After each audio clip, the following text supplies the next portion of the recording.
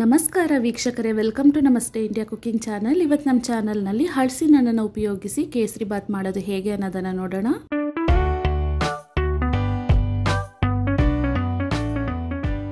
ಇದಕ್ಕೆ ಬೇಕಾಗಿರುವ ಸಾಮಗ್ರಿಗಳು: ಚಿರೋಟಿ ರವೆ 1 ಕಪ್. ಇದಕ್ಕೆ ನಾನು ನಾರ್ಮಲ್ ಸಕ್ಕರೆ ಬದಲು ಬ್ರೌನ್ ಶುಗರನ್ನು ಯೂಸ್ ಮಾಡ್ತಾ ಇದ್ದೀನಿ. 1.5 ಕಪ್ ಅಷ್ಟು ತಗೊಂಡಿದ್ದೀನಿ. ಸನ್ಫ್ಲವರ್ ಆಯಿಲ್ ಅರ್ಧ ಕಪ್ ಮತ್ತು ತುಪ್ಪ 3/4 ಕಪ್. 6 ಏಲಕ್ಕಿಯನ್ನು ಸಿಪ್ಪೆ ತೆಗೆದು 1 ಟೀ ಸ್ಪೂನ್ ಸಕ್ಕರೆ ಜೊತೆಗೆ ಪುಡಿ ಮಾಡಿ ಇಟ್ಕೊಂಡಿದ್ದೀನಿ. 10 ತೊಳೆ ಹಲಸಿನ ಹಣ್ಣನ್ನು ತಗೊಂಡಿದ್ದೀನಿ. ಸಿಪ್ಪೆ ತೆಗೆದು ಈ ರೀತಿ ಚಿಕ್ಕದಾಗಿ ಕಟ್ ಮಾಡಿ ಇಟ್ಕೊಂಡಿದ್ದೀನಿ. ಗೋಡಂಬಿ ಮತ್ತು ಸ್ವಲ್ಪ ಒಣ ದ್ರಾಕ್ಷಿ. ಒಂದು ಪಾತ್ರೆಯಲ್ಲಿ ಯಾವ ಕಪ್ಪಲ್ಲಿ ಚಿರೋಟಿ ರವೆಯನ್ನು ಅಳತೆ ಮಾಡ್ಕೊಂಡಿದ್ದೀವೋ ಅದೇ ಕಪ್ಪಲ್ಲಿ 2.5 ಕಪ್ ಅಷ್ಟು ನೀರನ್ನು ಹಾಕಿ ಒಂದು ಕಡೆ ಕುದಿಯಕ್ಕೆ ಇಡಬೇಕು. ಅದೇ ಟೈಮ್ನಲ್ಲಿ ಇನ್ನೊಂದು ಕಡೆ ಕಡಾಯನ್ನು ಇಟ್ಟಿದ್ದೀನಿ. ಎಣ್ಣೆ ಮತ್ತು ತುಪ್ಪವನ್ನು ಒಟ್ಟಿಗೆ ಹಾಕ್ತಾ ಇದ್ದೀನಿ.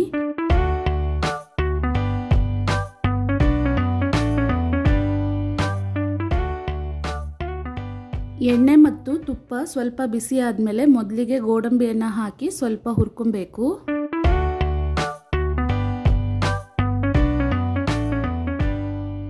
ಗೋಡಂಬಿ ಸ್ವಲ್ಪ ಫ್ರೈ ಆದಮೇಲೆ ಒಣ ದ್ರಾಕ್ಷಿಯನ್ನು ಹಾಕ್ತಾ ಇದ್ದೀನಿ. ಹಾಕ್ಬಿಟ್ಟು ಗೋಡಂಬಿ ಲೈಟ್ ಕಂದು ಬಣ್ಣ ಬರೋವರೆಗೂ ಚೆನ್ನಾಗಿ ಹುರ್ಕೊಬೇಕು.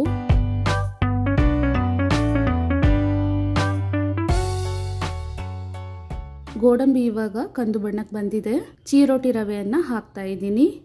ಇದನ್ನು ಸಹ ಹಸಿ ವಾಸನೆ ಹೋಗಿ ಲೈಟ್ ಕಂದು ಬಣ್ಣ ಬರೋವರೆಗೂ ಚೆನ್ನಾಗಿ ಹುರ್ಕೊಬೇಕು.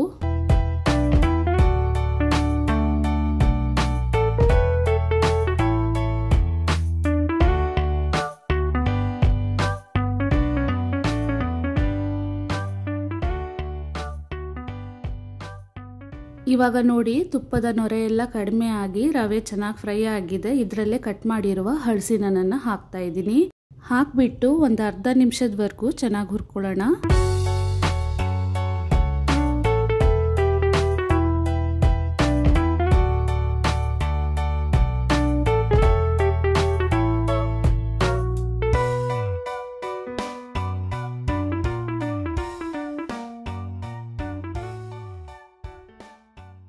ಇವಾಗ ಸಕ್ಕರೆ ಜೊತೆಗೆ ಪುಡಿ ಮಾಡಿರುವ ಏಲಕ್ಕಿಯನ್ನು ಹಾಕ್ತಾ ಇದ್ದೀನಿ. ಹಾಕ್ಬಿಟ್ಟು ಒಂದ್ಸಲ ಚೆನ್ನಾಗಿ ಮಿಕ್ಸ್ ಮಾಡ್ಕೊಬೇಕು.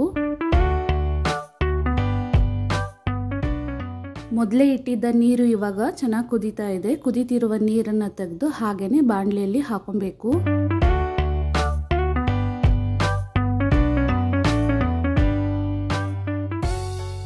ಹಾಕಿರುವ ನೀರೆಲ್ಲ ಡ್ರೈ ಆಗೋವರೆಗೂ ರವೆಯನ್ನು ಮಿಕ್ಸ್ ಮಾಡ್ತಾ ಚೆನ್ನಾಗಿ ಬೇಯಿಸ್ಕೊಬೇಕು. ಈ ರೀತಿ ಮಾಡೋದ್ರಿಂದ ರವೆ ಯಾವುದೇ ಕಾರಣಕ್ಕೂ ಗಂಟೇನೂ ಆಗೋದಿಲ್ಲ. ಸ್ಟವನ್ನು ಹೈ ಫ್ಲೇಮ್ನಲ್ಲೇ ಇಟ್ಟು ರವೆಯನ್ನು ಬೇಯಿಸ್ಕೊಬಹುದು. ಚಿರೋಟಿ ರವೆ ಆಗಿರೋದ್ರಿಂದ ಬೇಗನೆ ಬೆಂದ್ಬಿಡತ್ತೆ.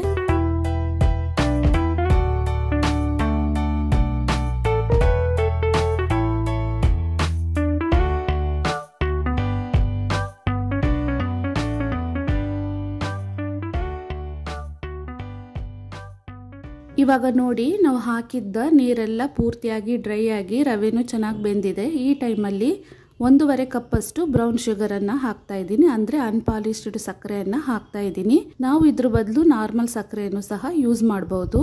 ನಾನು ಈ ಸಕ್ಕರೆಯನ್ನು ಬೆಲ್ಲದ ರುಚಿಗೋಸ್ಕರ ಮತ್ತು ಬಣ್ಣಕ್ಕೋಸ್ಕರ ಯೂಸ್ ಮಾಡ್ತಾ ಇದ್ದೀನಿ.